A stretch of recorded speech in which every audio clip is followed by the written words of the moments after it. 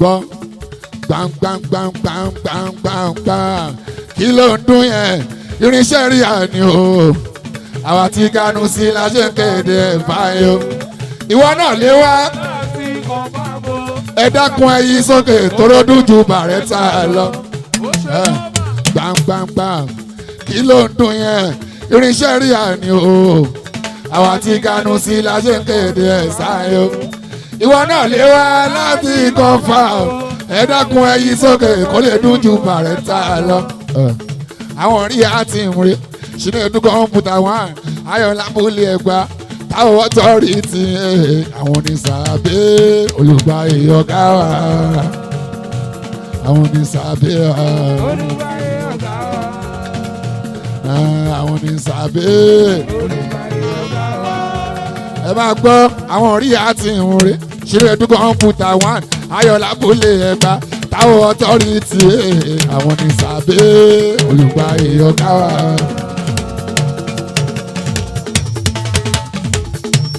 àwọn ní sàbẹ̀ olùgbà ìyọ̀gá wa àwọn ní sàbẹ̀ olùgbà ìyọ̀gá wa.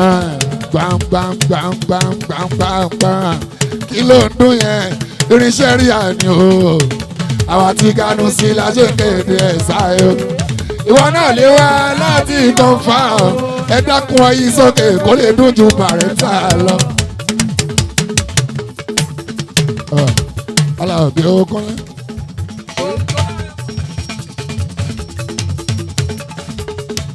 real lounge tuntun lélẹ́yìí ojú bọ́lá Pasuma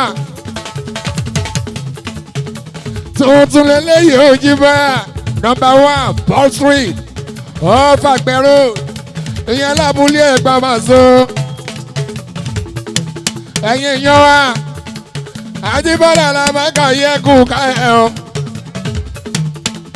ẹ̀yin bàbá láyé wa ẹ̀yin aláàánú Àjíbọ́lá ẹjọ́ mò ń bọ̀ ògùn lè bá so.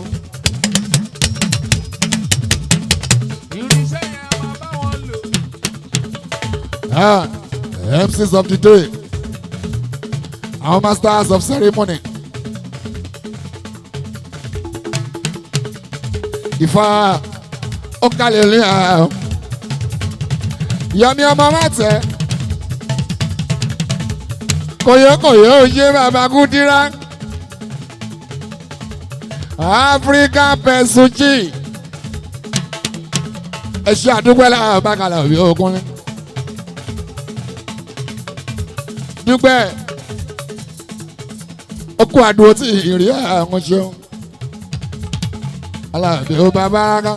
a máa bá wọn lò. Pẹ́ kó.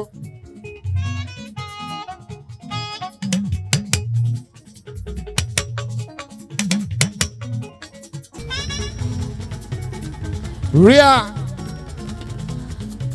warrior.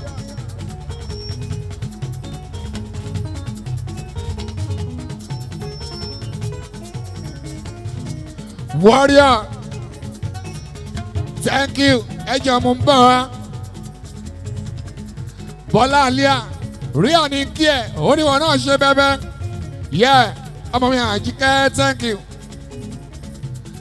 Abọ́gun Sáìdì mi thank you. Ẹ ṣeun gan. Eléwédò long life and prosperity. Ìsùn mọ́lá ọ̀lẹ́ eléwédò àkótè. Every February 13 ló máa ń ṣọjọ́ bí eléwédú sùn mọ́lá àkúté ńlá eléwédú àkúté Sego Nation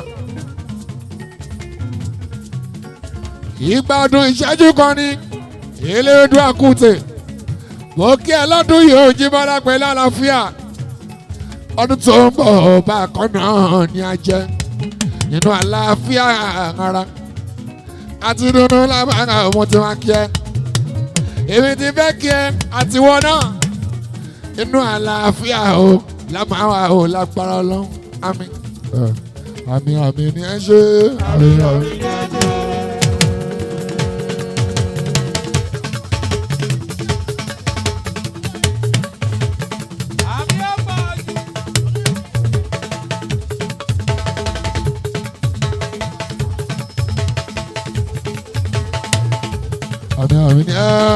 àmì àmì ni ẹ ṣe o. bó ń ṣàdúrà ẹ bá rí aláwa yìí irinṣẹ́ rí àlà ló làwàlàwà.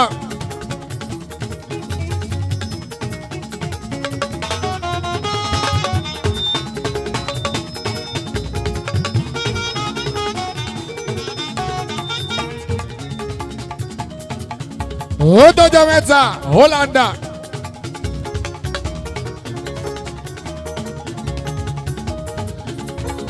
ó tọ́jọ́ mẹ́ta Hollanda. ẹ̀yin tí wá gbogbo eléré pátápátá Fuji music singers, Islamic singers, gospel singers. ẹni orin tó o bá ń kọ tó o bá fẹ́ lórí iṣẹ́ tó fẹ́ kí gbogbo ayé ó máa gbọ́ ẹ̀ kétékété jíbọ́lá real instrument òun là ń lóye ó jíbọ́lá lọ́wọ́lọ́wọ́ Alabi Owese oníwàlẹ̀ o ọlọ́pẹ́ akẹ́bàjẹ́ pàṣẹ kúnlẹ́kúnlẹ́ gbàǹgbàǹgbàǹgbàǹgbàǹgbàm kí ló ń dún yẹn irinṣẹ́ rí àní o àwa tí ganu sí la ṣe ń kéde ẹ̀ fáyé o ìwọ náà lè wá láti kọ́ńfà o ẹ dákun ẹ gbé sókè kó lè dún ju bàrẹ́tà lọ́ba so.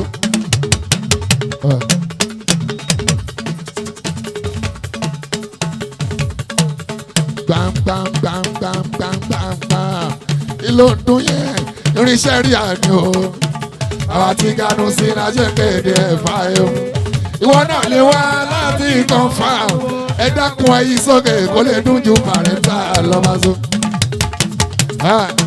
àwọn rí àti ìmúre àwọn rí àti ìmúre Chinedu kọ̀mpútà one ayọ̀lábúlé ẹ̀ka táwọn ọ̀tọ́rìtì àwọn ní sàbẹ̀ olùgbà ìyọ̀ká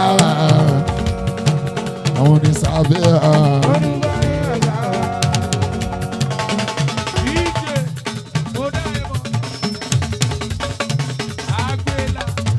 àwọn ní sàbẹ̀.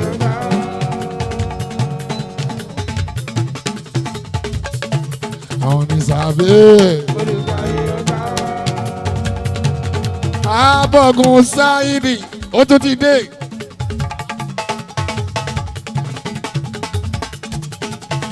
$1 million láńlọ́ọ̀dù mi my landlord aláṣẹ Cyborg Properties bá ń tọ́jú Adéọlá Múmúnì bá ń tọ́jú àyà Bátàn Adéọlá o kàbíyèsí oṣù ilé bàbá ń lo èmi ọjọ́ ṣe ìdánwò. ó kárí Abọ́gun bàbá olóyè èèyàn Alabi àmọ́ èèyàn bá sọ ìmọ̀lẹ́ a ò bá wà sí láàtò mi ò ṣe ìsáyé èdè ohun kí o èèyàn Musa ọlọ́ọ̀ta mọ̀ yó.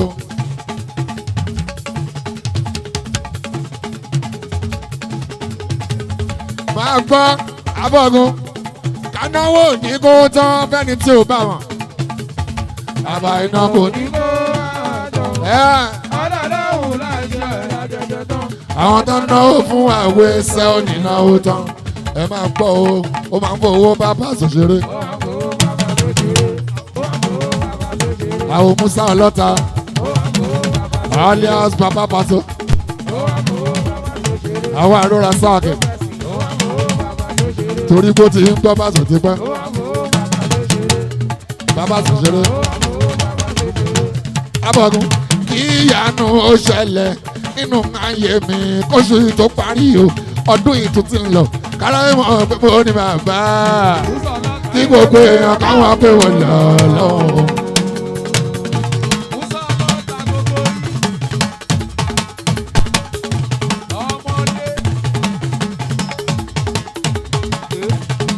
kíyanu ìyanu ó ṣẹlẹ̀ nínú ayé mi kóṣù yìí tó parí o ọdún yìí tún ti ń lọ káláyé mọ̀ pé mo ní bàbá.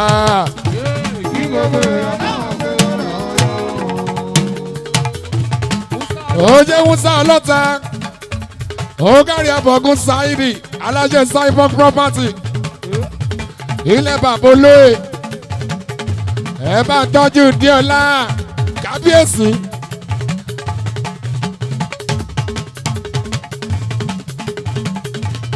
owó ọkọ̀ bí ń bọ́lá ọkọ̀ ṣẹṣẹ mọ́ dínà